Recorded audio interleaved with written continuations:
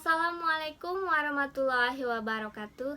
Hi, good afternoon. My name is Hefni Mayangsari as the presenter in this video.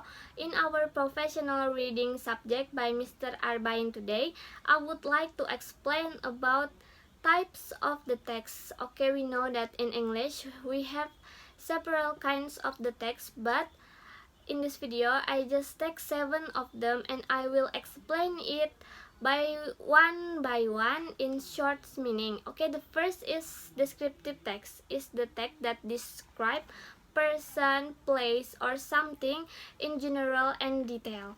The second is procedure text. We have talking about procedure text in my last video, and I will remind it again that procedure text is the text that tell the reader how to make or to do something in sequence.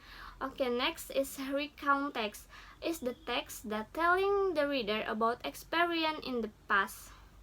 Next is narrative text, is an imaginative story to entertain the reader. And then next is report text. Report text is same with descriptive text, but report just explains something, place, or person in general, not in descriptive in specific. And then next is analytical exposition, intend to persuade the reader that something in the case. And now we are going to talking about hortatory exposition. Firstly, we have to know the definition about hortatory exposition. Teks ini merupakan sebuah jenis teks bahasa Inggris yang bersifat persuasif. Biasanya jenis teks ini digunakan untuk menjelaskan kepada pembaca mengenai sesuatu yang boleh atau tidak boleh dilakukan. Jenis teks ini tentunya bersifat formal dan juga harus ditulis berdasarkan fakta. Jenis teks ini biasanya ditemui dalam jurnal, majalah ilmiah, artikel, koran, pidato akademis, dan buku ilmiah. Teks ini mirip seperti analytical exposition. Walaupun jenis teksnya identik, ada fungsi yang membedakan mereka.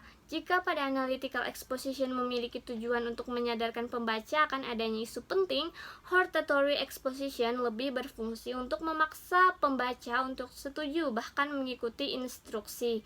Generic structure pada hortatory exposition ada 3. Yang pertama tesis, kedua argumen, dan yang terakhir adalah recommendation. Oke, the first, tesis merupakan bagian pertama dalam penulisan jenis teks ini. Penulis dapat mengungkapkan pendapat atau opini yang relevan dan berdasarkan fakta mengenai isu atau tema yang ditulis.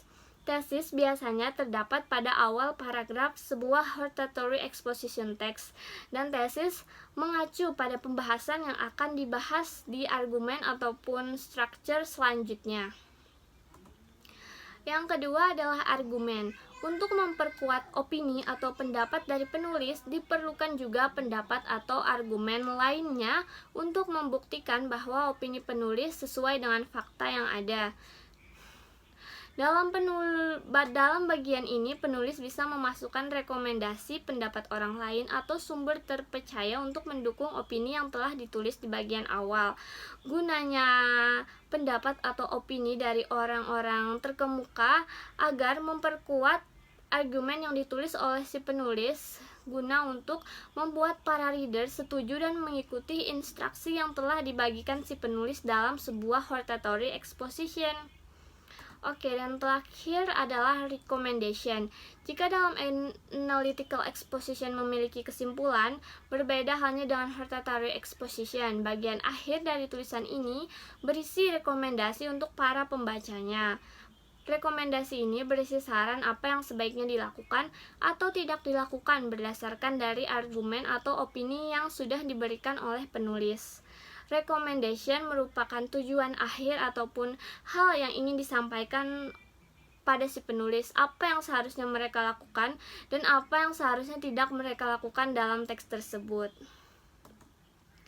And then the language feature dari hortatory exposition yang pertama, memiliki tulisan yang fokus dengan penulisnya. Maksudnya, fokus pada argumen ataupun apa yang ingin disampaikan oleh penulis dalam kasus di sebuah hortatory exposition. Yang kedua, menggunakan abstract noun seperti culture, police, advantage, dan sebagainya. Di sini, penulis memasukkan sebuah opini-opini ataupun keuntungan dari saran atau argumen yang telah ditulis oleh opini. Alasan kenapa para reader harus mengikuti atau harus mengiyakan opini dari si penulis. Ketiga, grammar yang digunakan adalah simple present tense. Kenapa menggunakan simple present tense? Karena hortatory exposition ditulis saat ini untuk menyatakan keadaan pada saat ini, di mana argumen penulis harus diterima saat kita membaca sebuah hortatory exposition tersebut. Kemudian, penulisannya selalu menggunakan action verb seperti value, ask, tell, argue, dan sebagainya. Kelima, thinking verb juga selalu digunakan dalam tulisan jenis hortatory exposition. Thinking verb merupakan sebuah kata kerja yang berhubungan dengan kegiatan berpikir, seperti think, worry, wonder, dan sebagainya. Kenapa menggunakan sebuah thinking verb? Karena hortatory exposition memuat atau membuat informasi yang harus dipikirkan oleh para reader, sehingga reader di sini punya pilihan apakah ingin setuju atau tidak dengan hortatory exposition. Tetapi sebenarnya hortatory exposition memaksa reader untuk setuju. Oleh sebab itu, meskipun dipikirkan atau think ataupun reader wonder about the text, they must be or they should be agree with the argument by the writer. Keenam, temporal connective juga digunakan dalam penulisan dengan jenis teks ini. Temporal connective adalah sebuah frasa yang berhubungan dengan waktu, contohnya firstly, secondly, dan lainnya. Hortatory exposition juga membuat argumen yang ditulis dari awal sampai akhir secara berurutan, sehingga semua argumen tersebut berkesinambungan. Oleh karena itu, temporal connective diperlukan untuk membuat hubungan dari waktu ke waktu argumen tersebut ditulis. Dan yang terakhir adalah kalimat yang ditulis menggunakan kalimat pasif karena memiliki sudut pandang pertama, yaitu si penulis. Di sini karena kalimat semuanya mengacu kepada si penulis, jadi di sini kita sebagai pembaca mengetahui ataupun kita mencari informasi dari kata-kata kalimat pasif yang ditulis oleh penulis tersebut. Kemudian di sini ada example of hortatory exposition. Title-nya The Importance of Reading. I personally think that reading is a very important activity in our life. Why do I say so? Firstly, by reading, we can get a lot of knowledge about many things in the world, such as science, technology, sports, arts, culture, etc., written in either books, magazine, newspaper, etc. Secondly, by reading, we can get a lot of news and information about something happen in any part of the world which can we see directly. Another reason reading can give us pleasure too. When we are tired, we read books, novels, comic, newspaper, or magazine on the entertain columns such as comedy, short story, quiz, etc. to make us relax. Last, reading can also take us to other parts of the world. By reading a book about Irian Jaya, we may feel we're really sitting in the jungles, not at home in our rooms. From the fact above, it's obvious that everyone needs to read to get knowledge, information, and also entertain. Or in summary, we can say reading is truly important in our life.